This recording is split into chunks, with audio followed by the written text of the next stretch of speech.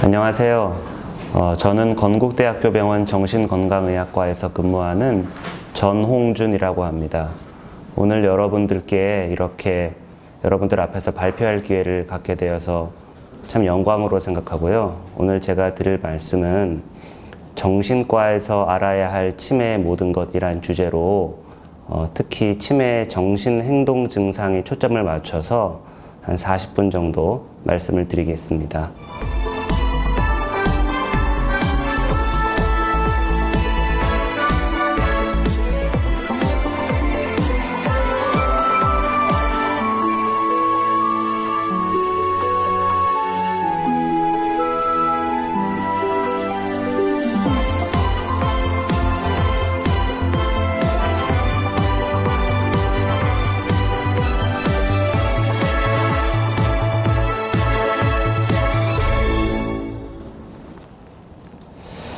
자, 처음에 이 알츠하이머병의 케이스 리포트를 한번 보겠습니다.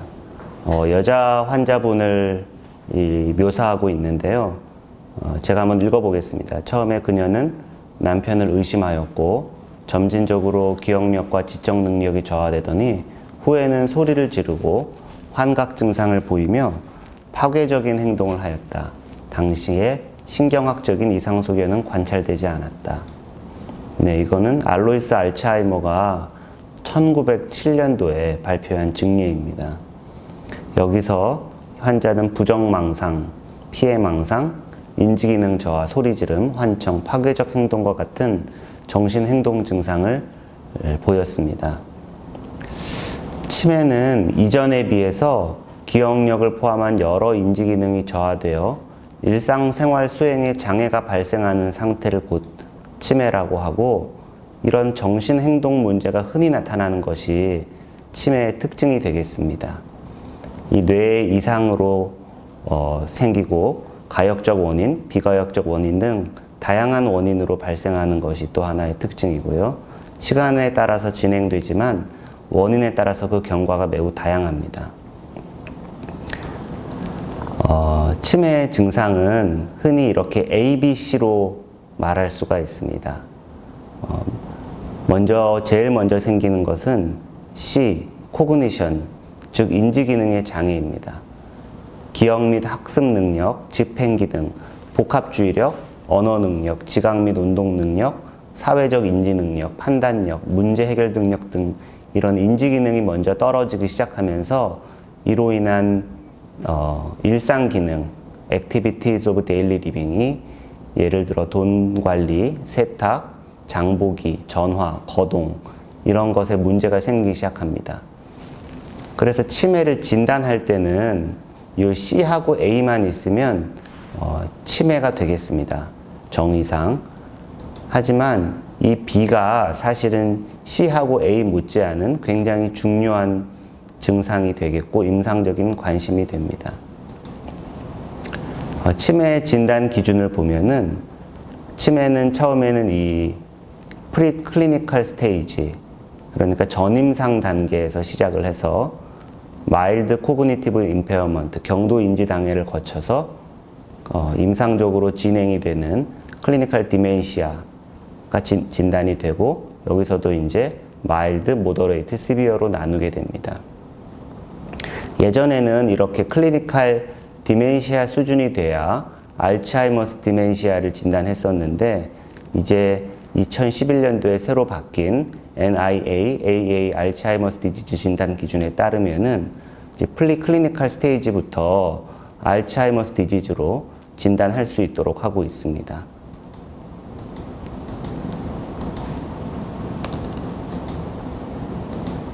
네. 인지기능 관련 장애 진단 기준의 변화를 보시면은 DSM-4에서 DSM-5로 오게 되면서 치매라는 말이 없어지고, 또 경도인지장애라는 말도 없어지고, 주요신경인지장애와 경도신경인지장애로 나누게 되고, 그 원인을 알츠하이머병, 혈관성, 루이소체, 파킨슨병, 전측두엽성 등으로 나누게 되어 있습니다. 그래서 이 과거에 치매라고 쓰던 용어는 DSM-5에서는 주요 신경 인지 장애라고 부르고, 과거에 경도인지장애라고 부르던 진단은 현재는 경도신경인지장애로 이렇게 부르게 되어 있습니다. 치매 치료에서 가장 중요한 것은 뭐니 해도 약물 치료 및 의학적 관리가 되겠지만은 치매는 아직까지 대부분의 원인이 완치가 불가능하기 때문에 약물 치료 및 의학적 관리 외에도 다양한 서비스들이 필요합니다. 조호 및 서비스 제공으로 해서 재가 서비스, 주간보호센터, 요양시설 등의 이런 서비스가 필요하고 지역사회에서의 관리가 필요하고 가족을 치료해주고 또 운동이나 인지훈련, 여가활동 같은 예방 프로그램도 매우 필요합니다. 치매의 약물 치료를 보시면은 우리가 흔히 치매 치료제라고 부르는 것들은 코그니티브 인핸서, 인지기능 개선제로 분류할 수가 있고 여기에는 항치매 약물, 치매 치료제, 알츠하이머병 치료제, 치매 예방 약물 등이 이런 카테고리 안에 들어갈 수 있겠습니다. 하지만 아직까지 개발되거나 출시된 그 어떤 약도 인지장애를 중단하거나 아니면 과거로 되돌릴 수는 없다고 되어 있습니다. 정신행동 증상의 경우에는 항정신병 약물, 항우울제, 기분안정제, 진정수면제 이런 약들이 사용될 수 있겠습니다. 치매 행동 심리 증상은 영어로 BPSD라고 합니다.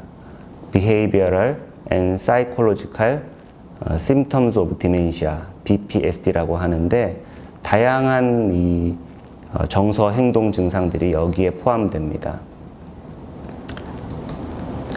이 BPSD의 특징은 매우 흔하고 환자나 보호자 그리고 치료자 모두에게 큰 스트레스를 준다는 데 있습니다.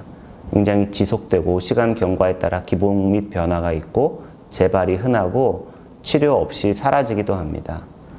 심지어 경도인지 장애 단계에서도 발생하는 등 치매의 모든 단계에서 발생이 가능하고 치매가 진행됨에 따라 심해지는 경향을 보입니다. 치매 전 단계에서의 BPSD가 치매의 위험 요인이다라는 연구 결과도 다수 발표되었습니다. 그래서 특정 시점을 잡고 5년 후를 치매 진단을 받고 5년 후를 팔로업 했을 때 BPSD가 어느 만큼 진단이 되는지를 조사한 연구에 따르면은 전체적으로 56%였던 BPSD 증상이 5년 후에는 97%로 증가하는 것을 이렇게 보실 수가 있고 딜루전, 할루시네이션, 아지테이션, 디프레션, 어패시 등 많은 증상들이 큰 폭으로 시간이 지나면서 증가하게 됩니다. 그래서 이 치매를 돌보는 사람들이나 치매 환자에게도 이 BPSD 증상은 많은 문제를 일으키고 있습니다. 그래서 환자를 돌볼 때 어떤 점이 가장 어려운지를 조사를 해보면 이 행동 문제가 인지장애나 다른 문제에 비해서 더 큰 이런 포션을 차지하고 있다는 것을 보실 수가 있겠습니다. 이 BPSD는 인지 증상하고는 다르게 치료에 잘 반응을 합니다. 그리고 그렇기 때문에 모든 1차 진료 의사는 BPSD의 임상, 양상과 치료에 익숙해져야 되고 치료 전에 이 BPSD의 원인이 될 만한 요인을 찾아야 되고 비약물 치료를 우선적으로 고려해야 되고 심하거나 비약물 치료에 효과가 없는 경우에 약물 치료를 고려하는 것이 좋겠습니다.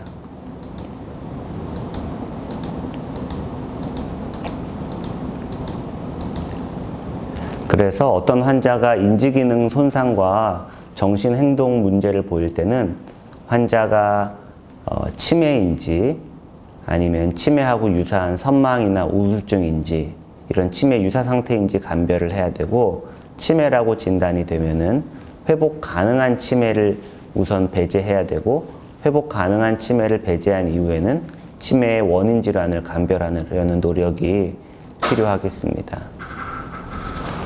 선망은 치매하고 구별해야 되는 아주 중요한 질환이고 치매에서 선망이 발생하는 경우도 굉장히 흔합니다.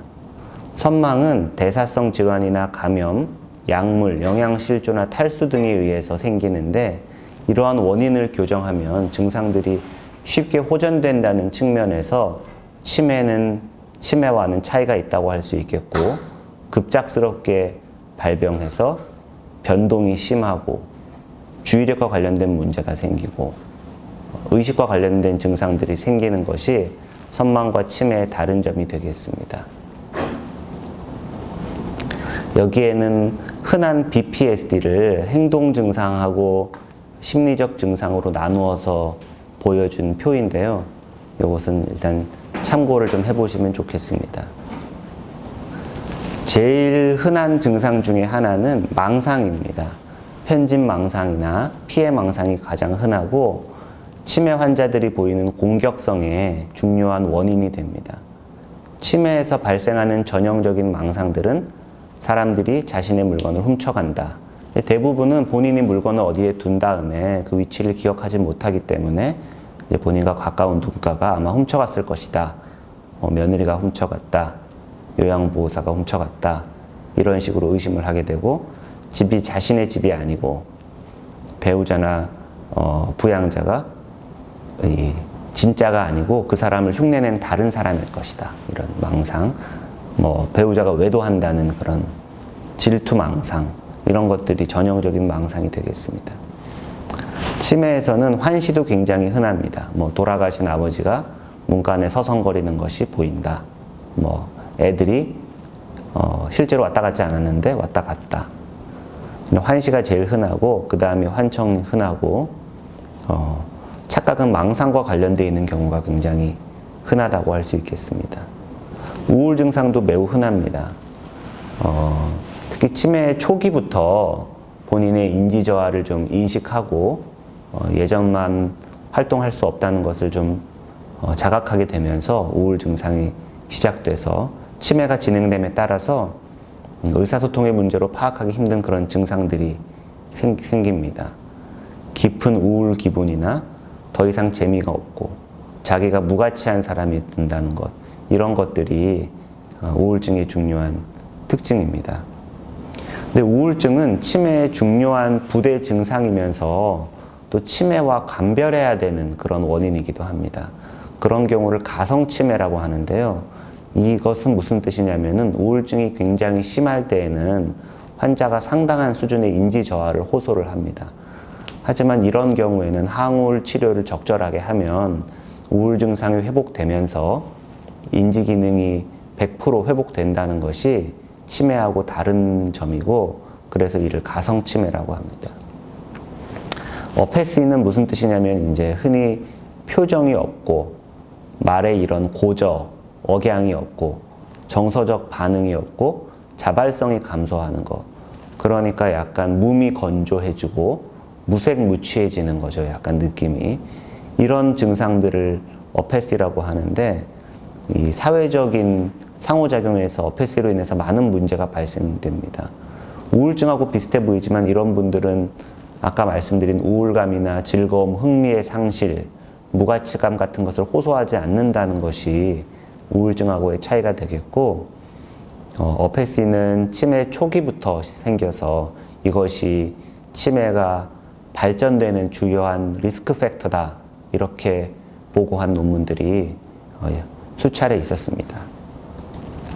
앵자이어티는 다른 증상하고 공존하거나 단독으로 발생하기도 합니다.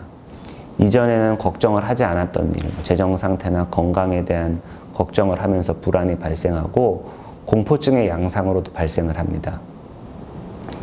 혈관성 치매에서 많고 심한 치매에서는 오히려 감소하는 그런 특성을 보입니다. 원더링은 한국말로 하자면 이제 배회가 되겠습니다. 가장 문제를 일으키는 증상 중에 하나죠. 치매 어르신이 실종됐다, 이런 사람을 찾는 이런 안타까운 광고들을 지하철이나 텔레비에서 흔히 볼 수가 있는데요. 그렇기 때문에 가장 심각한 문제라고 볼 수가 있겠습니다. 반복적으로 보호자를 따라다니거나 의미 없이 집안을 돌아다니고, 또 여기까지는 그런 대로 괜찮은데 이제 야간에 집을 나가서 목적 없이 배회하다가 운이 좋으면 행인이나 경찰에 의해서 집에 돌아오기도 하지만 때로는 실종이 되는 경우도 있고 그렇기 때문에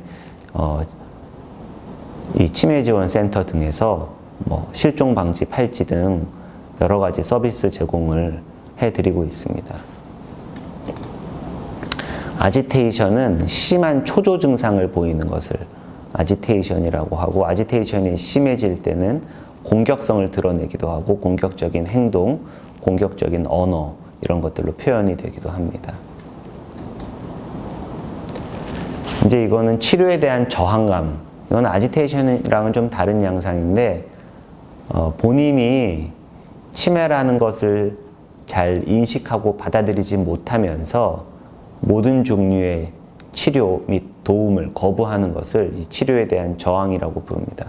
약물 치료도 거부하고 일상생활에서의 도움 이런 것을 거부하고 조호자, 그러니까 간병을 제공하는 사람에 대한 난폭한 언행을 보이게 되는 경우가 아주 흔하게 있습니다.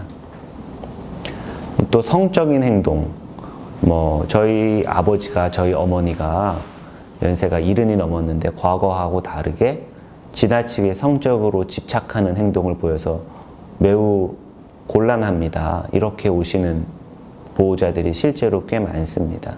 또 특정 치매 종류에 따라서 이런 증상들이 더 심한 치매도 있습니다. 자신 또는 타인을 향한 억제되지 않는 성적인 행동을 말하고, 특히 간병인과 같이 직업적인 조호자에게 심각한 문제, 정신적, 신체적 해를 끼치고 윤리적인 문제를 발생시킵니다. 즉각적인 조치가 필요한 증상이라고 할 수 있겠습니다. 카타스트로픽 리액션은 이 좌절과 관련된 갑작스러운 표현입니다. 본인이 최대한 본인이 가지고 있는 남은 인지 기능을 사용해서 어떤 업무를 처리하려고 노력하다가 그것이 좌절되었을 때 뜻밖의 예상되지 않은 심한 감정적 반응을 보이는 것을 카타스트로픽 리액션이라고 하는데, 예를 들어서 환자가 어제 있었던 일을 잘못 기억한다고 했을 때, 어제 예를 들어서 아들이 안 왔는데 아들이 왔다 이렇게 주장할 때, 그것을 보호자가 환자를 돕는다는 이유로 증거를 들이대면서 환자에게 어제 아무도 집에 왔다 가지 않았다, 이렇게 CCTV가 있지 않느냐, 이걸 보고 좀 정신을 차리시라, 이렇게 해서 직면을 시켰을 때 환자가 아 그렇구나 라고 받아들이는 경우보다는 이렇게 카타스트로픽 리액션을 보이는 경우가 많습니다. 그래서 치매 환자가 가지고 있는 이런 잘못된 정보를 교정한다는 이유로 지나치게 환자를 직면시키는 것은 올바른 방법이 아닙니다. 선다우닝은 해질 무렵 보이는 인지 저하를 이렇게 선다우닝이라고 합니다. 오후 또는 저녁에 이런 BPSD가 발생하거나 악화되는 현상이 심하고 우리 일주기 리듬하고 관련이 있을 것으로 생각이 됩니다. 시설에서 돌보는 사람이 줄었을 때 발생하고 집에서는 가족들이 주로 있는 시간에 발생해서 문제가 됩니다. 왜냐하면 시설에서도 주간 근무자들이 이제 보통 저녁이 되면 퇴근하고 저녁에는 시간이 별로 없거나 데이케어 센터를 다니게 되면은 이 시간에는 집에 오기 때문에 특히 이런 증상이 문제가 된다고 할 수 있겠습니다. 그럼 이런 정신행동 증상은 왜 생기느냐? 한 가지 원인으로 설명하기 어렵고, 유전적, 또 신경 전달 물질의 변화, 또 신경 호르몬의 어떤 디스펑션, 일주기 리듬, 병전 성격, 또 환경적, 사회적 원인에 따라서 이렇게 복합적으로 작용해서 생긴다고 그렇게 알려져 있습니다.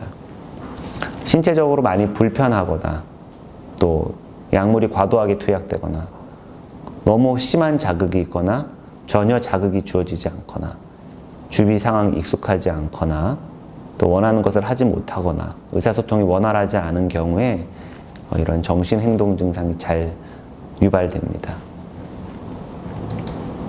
그래서 일반적인 원칙은 가벼운 증상의 경우에는 가능한 약물 치료를 미루고 시작 전에 뭐 혹시 약물이 과도해서 그런 건 아닌지, 어디가 아파서 그런 건 아닌지, 통증도 BPSD의 중요한 원인이 되거든요. 그래서 그런 원인이 있는 건 아닌지 이런 다른 의학적 원인들을 평가하고, 또 모든 증상들을 반드시 다 치료할 필요는 없습니다. 크게 문제되지 않는 증상이라고 하면 어느 정도 지켜볼 수도 있겠고, 또 모든 증상이 반드시 나쁜 것만도 아닙니다. 사소한 증상이 오히려 중요한 증상일 수도 있고, 그래서 문제의 정도가 어느 정도인지를 확인하는 것이 필요하고, 특히 보호자의 관리가 매우 중요하다고 하겠습니다.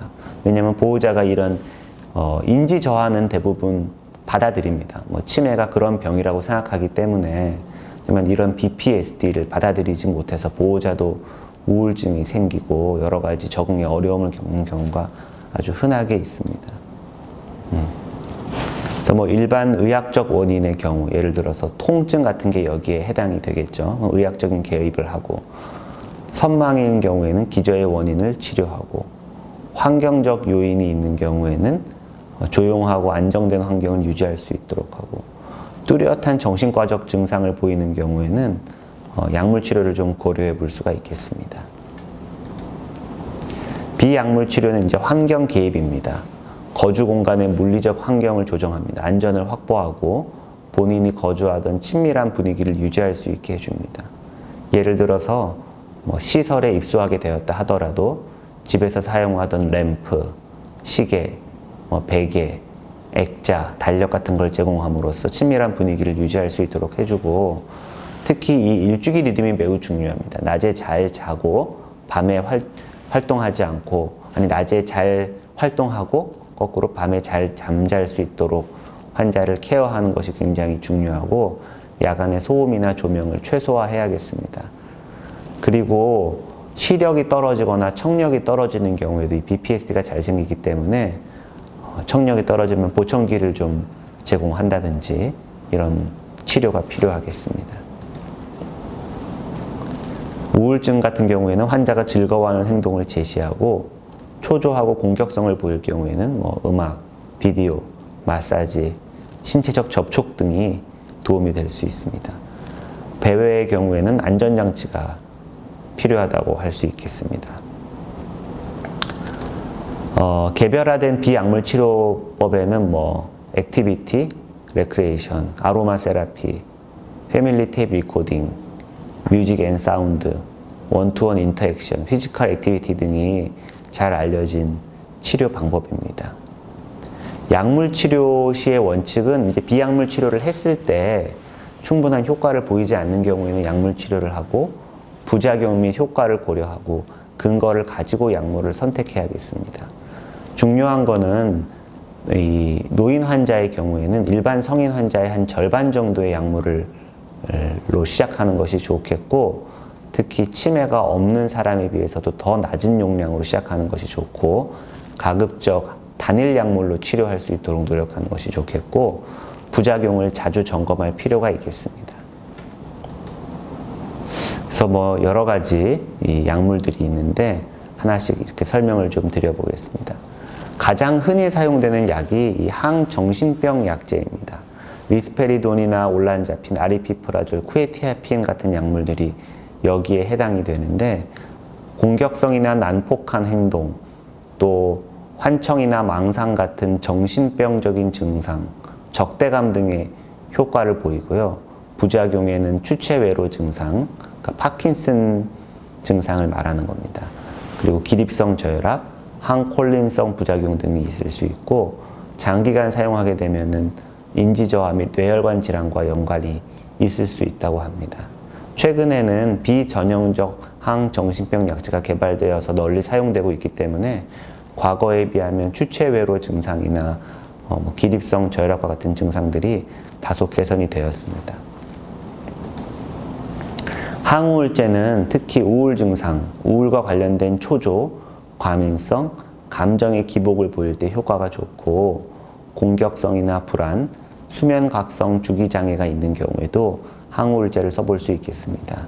트라조돈, 시탈로프람, 에스시탈로프람, 서트랄린과 같은 많은 약들이 치매 환자의 BPSD 조절을 위해서 적극적으로 임상에서도 활용이 되고 있습니다. 그리고 또 코그니티브 인핸서가 이제 빠질 수가 없습니다. 코그니티브 인핸서는 치매에서 사용되는 약은 크게 두 종류가 있습니다. 콜린 에스터라제 이니비터가 있고 메만틴이 있습니다. 콜린 에스터라제 이니비터의 경우에는 인지 기능을 치료하는 목적으로 적응증을 받았지만은 BPSD에도 오프라벨로 적용해 볼 수가 있겠습니다.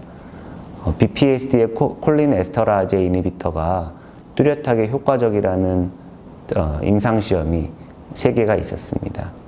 메만틴도 원래는 코그니티브 심텀에 주로 사용하는 약이지만은 BPSD에 효과적이라는 연구 결과가 점차 늘고 있습니다. 그래서 치매 치료제에 대해서 코그니티브 인핸서에 대해서 간략하게 살펴본다면 2019년도 기준으로 마켓시어를 보면은 도네페질이 전체 80%로 대부분을 차지하고 있고 그 다음 메만틴, 리바스티그민, 갈란타민 순서로 이렇게 투약이 되고 있습니다. 아세틸콜린 에스터라제 이니비터에는 도네페질과 리바스티그민, 갈란타민이 속해 있는데 이 아세틸콜린은 우리 몸에 있는 신경 전달 물질 중에서 인지 기능과 가장 관련이 깊은 물질이고 알츠하이머병이 진행되면서 이 뇌 속에 아세틸콜린을 비롯한 여러 신경 전달 물질의 변화가 발생을 하게 됩니다. 이 아세틸콜린은 콜린 에스터라제에 의해서 쉽게 분해가 됩니다. 그래서 콜린 분해 억제제들은 아세틸콜린 분해 효소를 억제해서 분해가 되지 않고 오래 남아서 신경 연접부에서의 신경 전달을 증가시킴으로써 인지 기능을 개선하는 그런 효과를 보입니다. 여기가 이제 신경 연접부가 되겠습니다. 여기서의 아세틸콜린의 양을 늘리는 것이 콜린 에스터라제 이니비터가 가지는 작용이라고 하겠습니다.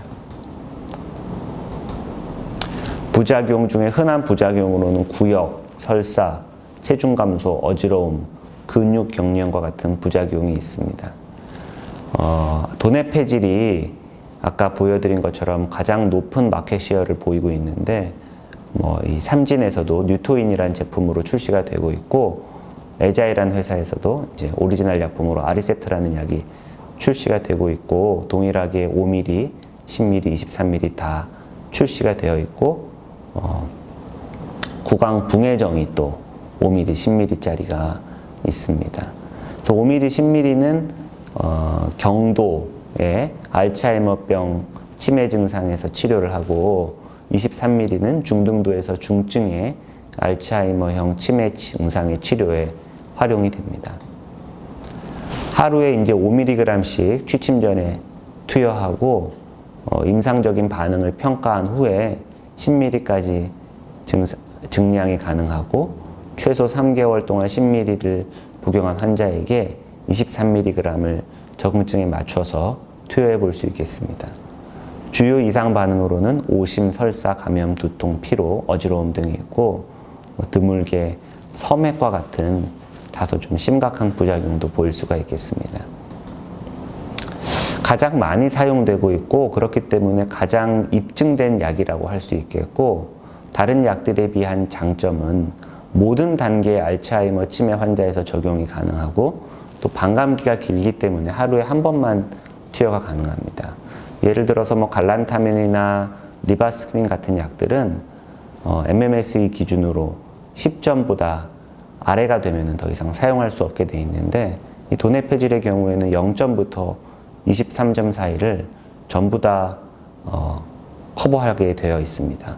그리고 어떤 약들은 하루에 이 짧은 반감기로 인해서 2번 복용해야 되는 경우가 있는데 이것이 사실 치매 환자한테는 굉장한 문제입니다. 왜냐하면 본인이 복용하지 않고 보호자가 복용시켜주는 경우가 많고 그 보호자마저도 자녀 배우자가 출퇴근을 하기 때문에 하루에 한 번 서너 시간 정도 근무하는 요양보호사가 또 투약하는 경우도 있는데 그렇게 되면 하루에 2번 복용은 매우 어렵습니다. 수능도 저하로 나타날 수 있고 이렇게 1회 투여 가능하다는 것. 또 특정 약물들은 또 이 바이오 어베일러빌리티 때문에 식사와 함께 복용하는 것이 권장되고 있습니다. 그래서 그 시기를 놓치면 또 좀 효과가 줄어든다고 볼 수 있는데 도네페질의 경우에는 식사와 상관없이 적절한 시점에 투약을 할 수가 있겠습니다. 그리고 증량 과정이 굉장히 간단합니다. 5mm에서 10mm로 올리고 나중에 23mm로 한번 올려볼 수 있겠습니다. 그래서 뭐 유사약품과의 비교는 제가 아까 좀 방금 말씀드린 바와 같고, 이 세 개는 콜린 에스터라제 이니비터라는 공통적인 특성을 가지고 있고, 메만틴만 좀 기전이 다릅니다. NMDA 리셉터 안타고니스트로 되어 있어서 글루타메이트로 인한 이런 흥분성 톡시서티를 억제하는 것이 이 기전이 되겠고, 중등도 이상의 알츠하이머병에서 치료제로 인가를 받고 있습니다. 그래서 도네페질의 경우에는 뭐 제가 아까 말씀드린 내용의 반복인데요. 모든 관계의 치매에서 1차 약제로 사용해 볼 수가 있겠고, 임상적으로 유효 용량인 5mm부터 시작해서 환자가 부작용이 적고 내약성이 좋고 또 효과를 더 필요로 한다면 10mm까지 증량해 볼 수가 있겠습니다. 위장장애가 적고 식사와 관련 없이 사용할 수 있다. 근데 위장장애가 사실은 아주 적은 편은 아닙니다. 도네페질에서 가장 문제가 되는 증상 중에 하나는 사실은 위장장애고, 이것은 도네페질만의 문제가 아니라 콜린 에스터라제 이니비터가 모두 이렇습니다. 사실은. 그렇기 때문에 이 중에서 환자가 특정 약에 대해서는 위장장애를 보이기도 하고 특정 약에 대해서는 보이지 않기도 하기 때문에 그것은 임상적으로 좀 약을 교체해 가면서 환자에게 맞는 약을 찾는 수밖에 없겠습니다. 신장애나 간장애 환자에서도 용량 조절이 필요하지 않기 때문에 투약이 간편하다는 것도 큰 장점이 되겠습니다.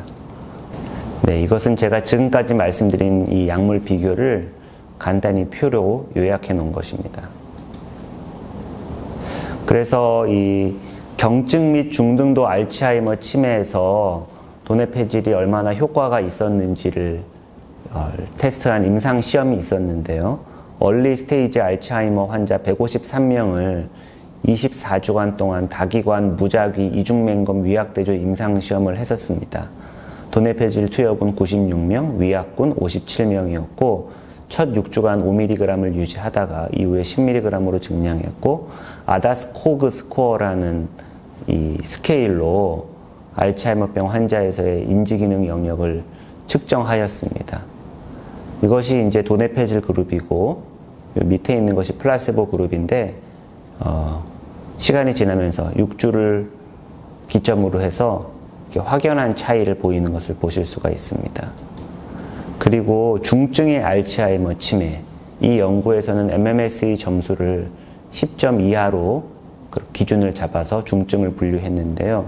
이 중증 투여군 128명과 위약군 120명을 대상으로 역시 도네페질 5mg을 투여한 후에 10mm로 증량해서 인지기능 장애 정도를 평가를 했는데, 역시 도네페질군은 인지기능이 플라시보군에 비해서 확연하게 더 개선되는 그런 효과를 보였습니다.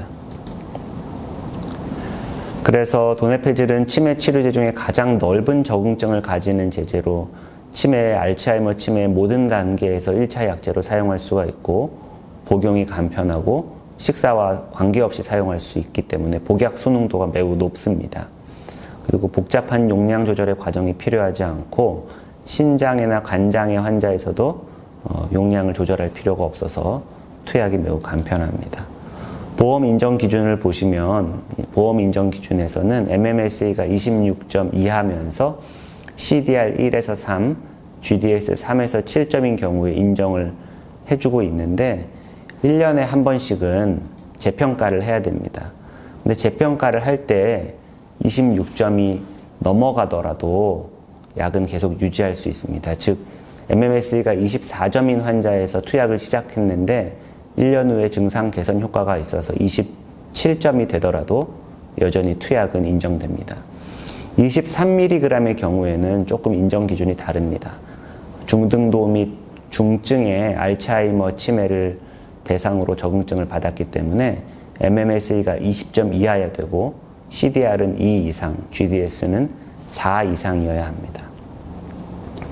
그런데 이제 MMSE가 10점 미만이고 CDR 3인 중증 치매의 경우에는 1년에 한 번씩 재평가할 필요가 없이 3년에 한 번씩 재평가를 해도 되고, 장기 요양 1등급인 경우에는 재평가 없이 계속 투여 여부를 결정할 수가 있습니다. 메만틴과 병용 시에도 요양급여가 인정이 되고, 이제 진코 빌로바 제제 병용 시에는 투약 비용이 저렴한 일종의 약값 전액을 환자가 부담토록 하고 있습니다. 그래서 다시 한번 정리를 한다면 5에서 10mg은 MMS 26점 이하, CDR은 1 이상, GDS 3 이상, 그리고 상병은 알츠하이머 치매여야 합니다. 그리고 23mg의 경우에는 MMS 20점 이하, CDR 2 이상, GDS 4 이상, 그리고 상병 역시 알츠하이머 치매입니다. 그리고 이 구강붕해 필름이 있는데, 이 아까 말씀드렸던 것처럼 BPSD의 중요한 증상으로는 치료에 대한 저항이 있습니다. 리바스티그민의 경우에는 패치형 제제가 널리 활용이 되고 있는데, 도네페질의 경우에는 아직 패치형 제형은 출시가 되지 않고 있고, 이런 구강붕해 필름이 투약을 거부하는 환자한테 비교적 쉽게 투약할 수 있는 방법이 될 수 있겠고, 또 여러 가지 연하곤란, 즉 삼키기 어려운 환자들한테도 대안이 될 수 있겠습니다.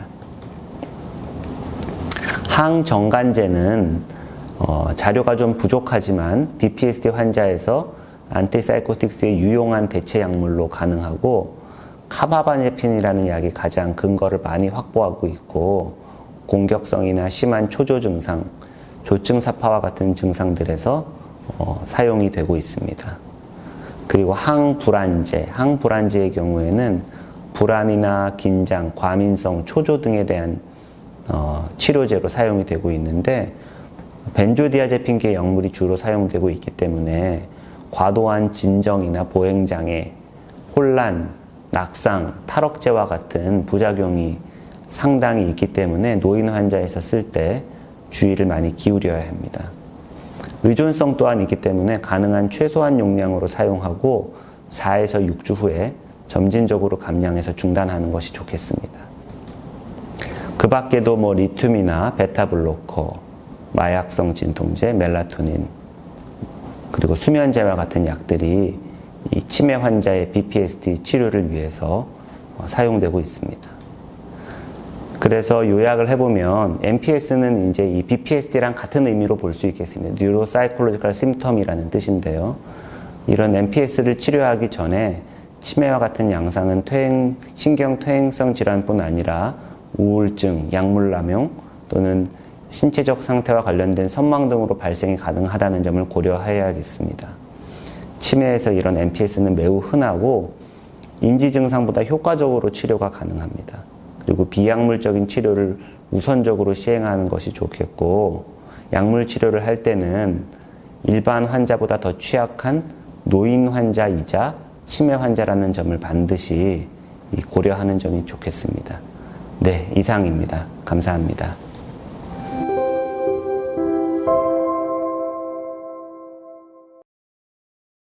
네, 제가 사전에 질문을 3가지 정도 받아서 그것을 여기 가져와서 여러분들께 설명을 드리고자 하는데요. 첫 번째 질문 같은 경우에는 도네페질 제형의 경우에 주로 G 코드가 사용되고 있는데, 치매 관련 F 코드는 보험 문제 때문에 환자들이 기피하는 경우가 많다고 들었습니다. 이런 경우가 어떤지요? 이런 질문입니다. F 코드는 이제 정신과에서 주로 사용되는 코드고, G 코드는 신경과에서 주로 사용되는 코드입니다. 신경과랑 정신과가 이렇게 비슷하게 뇌기능 이상을 보기 때문에 진료 분야나 진료 과목이 좀 겹치는 경우가 있는데, 대표적인 경우가 현재로서 치매하고 수면장애가 있습니다. 그래서 치매하고 수면장애는 같은 질병인데도 불구하고 정책적으로 F코드도 만들어 놓고 G코드도 만들어 놨습니다. 그래서 서로 사용할 수가 있게 되어 있는데, 이 보험 문제라는 건 이제 건강보험 문제를 말하는 건 아니고, 소위 이 실비보험을 아마 주로 얘기를 하는 것 같습니다. 저한테 오시는 많은 환자분들이 이 실비보험이 정신과 F코드의 경우에는 적용되지 않는다고 속상해 하시는 경우가 많고, 제가 파악하기로도 한두 군데 정도의 보험 상품을 제외하고는 대부분은 F코드는 실비에 해당하지 않는 약관이 있는데, 제가 지금까지 많은 치매 환자를 진료해 오면서도 단 한 건도 치매 환자의 경우에는 이런 걸로 진단을 바꿔주실 수 있는지 이런 요청을 환자로부터 받은 적이 없습니다. 제가 이거는 보험회사에 직접 확인해 본 바는 아닌데, 제 경험으로 비추어 볼 때는 아마 실비 관련 규정에 이 치매는 좀 별도 약관으로 되어 있지 않나 그런 생각이 들고, 그래서 저의 외래에서는 전혀 이런 케이스가 없었습니다. 그래서 환자를 진료할 때 F코드나 G코드를 크게 크게 우려하지 않고 진료해도 무방하겠습니다. 네, 아까도 이제 이런 설명을 드렸었죠. 일주기 리듬이나 불면증이 알츠하이머 환자에서 중요한 정신행동적 증상이다. 불면증을 겪는 알츠하이머 환자에게 수면제 처방이 도움이 되는지, 아주 중요한 질문입니다. 많은 노인들이 기본적으로 불면증을 겪습니다. 알츠하이머 환자도 예외는 아닙니다. 그런데 알츠하이머 환자는 뇌기능 이상을 가지고 있기 때문에 소위 수면 각성 주기가 일반 노인에 비해서 더 헝클어져 있다, 이렇게 얘기할 수 있고, 그 얘기는 쉽게 말하면은 낮에 자고 밤에 활동하는 이런 수면 각성 주기가 좀 이렇게 뒤집힌 경우가 흔하다고 얘기할 수 있겠고, 불면증 또한 매우 흔합니다. 근데 알츠하이머 환자뿐만 아니라 노인 환자에서는 수면제 처방을 굉장히 주의해서 해야 됩니다. 왜냐하면 수면제 자체가 인지 저하를 유발할 뿐만 아니라 또 낙상으로 인한 고관절 골절, 대퇴골 골절을 많이 유발시키고 또 수면제에 상당한 의존성을 보일 수 있기 때문입니다. 그래서 단기간에 소량의 수면제 처방은 반드시 도움이 되는데 이런 치료에만 의존하지 않고 불면증 인지행동 치료, 수면 위생 개선과 같은 이런 비약물적 치료를 반드시 병행하는 것이 좋겠습니다. 네, 이제 세 번째 질문이자 마지막 질문입니다. 여러 가지 진단 방법 중에서 선호하는 진단법을 질문을 하셨습니다. 사실 치매를 진단함에 있어서 보호자나 본인을 통한 병력 청취, 그리고 객관적인 인지기능 검사는 필수 항목입니다. 이를 통해서 환자가 현재 주요 신경인지장애, 즉 치매에 해당한다는 것을 임상의사가 진단을 할 수가 있습니다. 이 환자가 가지고 있는 이 인지저하는 우울증도 아니고 선망도 아니고 치매다, 이렇게까지는 이제 하기 위해서는 병력 청취와 인지기능 검사가 필요합니다. 그럼 아까 이제 치매에 가역적인 원인이 있고 비가역적인 원인이 있다고 말씀드렸고, 비가역적인 원인에도 알츠하이머병이나 아니면 파킨슨병, 또 뇌경색, 여러 가지 원인이 있는데, 이런 원인을 확진하기 위해서 이런 MRI와 같은 브레인 이미징 검사가 반드시 필요합니다. 제가 최근에도 어떤 경험이 있냐면, 타병원에서 치매로 오랫동안 치료를 받았는데 우연한 계기로 소개를 받아서 제 외래에 오시게 됐는데, 이 MRI를 새로 촬영해서 판독을 해보니까 정상수두압 뇌수두증이라는 이제 뇌척수액이 좀 많이 차고 뇌실이 확장되는 그런 병을 가지고 있었습니다. 이 정상수두압 뇌수두증은 대표적으로 가역적인, 돌릴 수 있는 치매 원인 중에 하나고, 신경외과에서 비교적 간단한 수술을 받고 현재는 거의 정상에 가깝게 회복된 경우가 있었습니다. 그렇기 때문에 MRI 검사까지는 필수 검사다, 이렇게 할 수가 있겠고, 최근에 와서는 이 알츠하이머 치매의 원인이 되는 이 베타 아밀로이드 플라크라고 불리우는 이 신경 독성을 가진 단백질을 추적할 수 있는 이 펫 검사가 이제 많이 활용이 되고 있는데, 이 펫 검사는 아직도 필수 검사로는 인정이 되지 않고 있고, 따라서 건강보험공단에서도 이것은 보험 적용을 해주지 않고, 병원에 따라 좀 다르겠지만 80만 원에서 100만 원 정도의 비용이 듭니다. 그래서 치매의 진단이 굉장히 어려운 경우에 사용됩니다.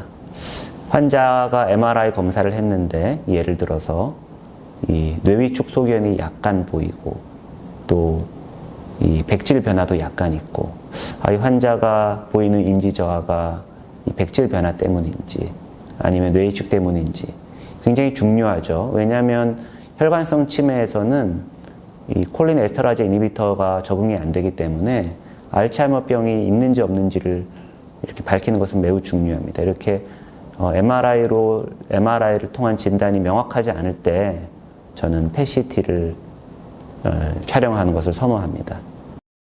이상으로 제가 오늘 준비한 내용을 모두 마쳤습니다. 긴 시간 동안 이렇게 들어주셔서 감사드리고, 이 치매나 또 인지기능 개선에 많은 관심을 가지고 있는 삼진제약에도 특별히 다시 감사의 말씀드립니다. 감사합니다.